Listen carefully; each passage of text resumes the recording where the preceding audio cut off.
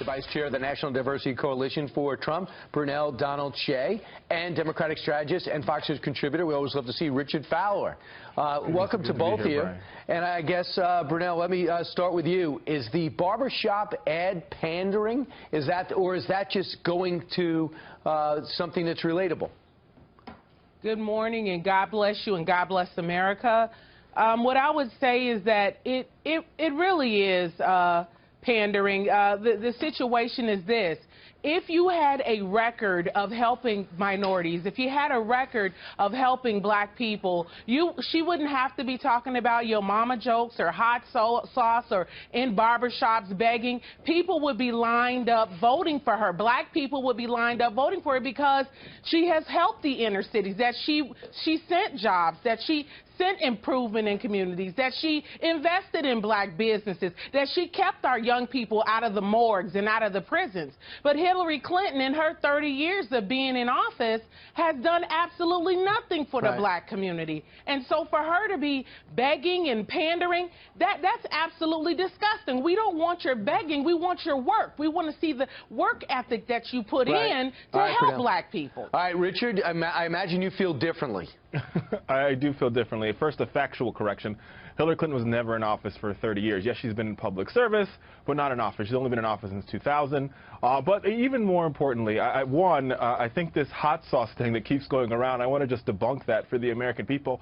She actually does like hot sauce. I mean, it's okay for a white person to like hot sauce, but she really does carry hot sauce in her bag. Yes, it's a Beyonce lyric, but she actually likes hot sauce. And number three, and most important, white people that she likes hot sauce. Really? She likes hot sauce. It's just a fact. Really? I'm being very serious. She likes hot sauce. I love ketchup. Didn't bring it today. But I mean, hey, but that's beyond the point, Brian. Here's the thing. I think what the Hillary Clinton campaign is saying to African-American voters is we're going to make this country great is by working together and coming together. We've seen the opposite from the Trump campaign. We've seen this divide and conquer strategy, and to be honest, that doesn't really work for the African-American community. I do know that she met with Richard, I do know she met with Black Lives Matter last week. Is that the right message, Brunell? What I would say is that the right message is the work. All we wanted her to do under these last 8 years under the president is show us that she was willing to be the champion of black people. She knew 8 years ago that she was going to run for president, that she was going to come for our vote. And so what I'm saying is, look, what you do is you come with your record. I gave money to the African-American community. I invested in businesses. I kept the black youth out of the bodies. I made sure that they were kept out of the penitentiary. Here's what we've seen. Here's what we've seen. Here's what we've seen from Hillary Clinton. Not only has she stood up for black women and girls all across this country with her work in Africa as Secretary of State, but beyond that, you mean the watered-down drugs in Africa that killed the babies? Are you kidding me? That killed the babies faster than HIV?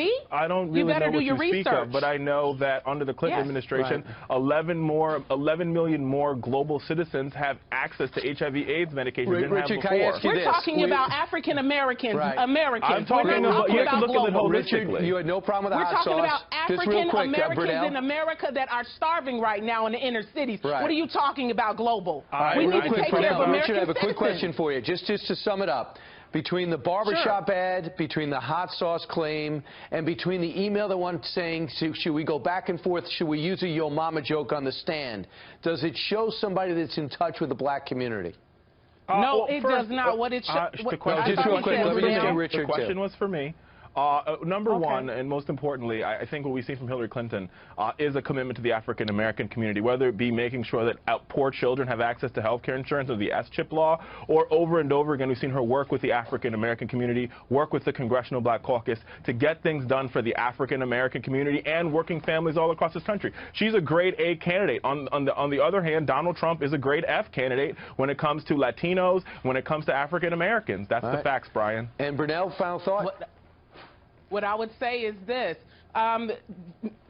Hillary Clinton is basically saying that she's going to help the black community, but has she not. Already has, the elites, the black elites that she's been filling their pockets out with. We're talking about the people on the ground who are on the street, everyday Americans. Those people have not. He's going to help them with jobs. He's going to put money in our communities. He's not walking around acting like our black vote is it is his birthright. He is asking for our vote like a human being, not like a robot, calling us underachievers and losers in WikiLeaks. Brunell, you better read WikiLeaks. Right.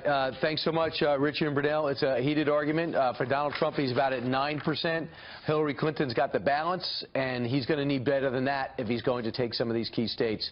And he also brought down. And he will. We'll see. Guys, thanks so much for a great debate this morning. Thanks, Brian.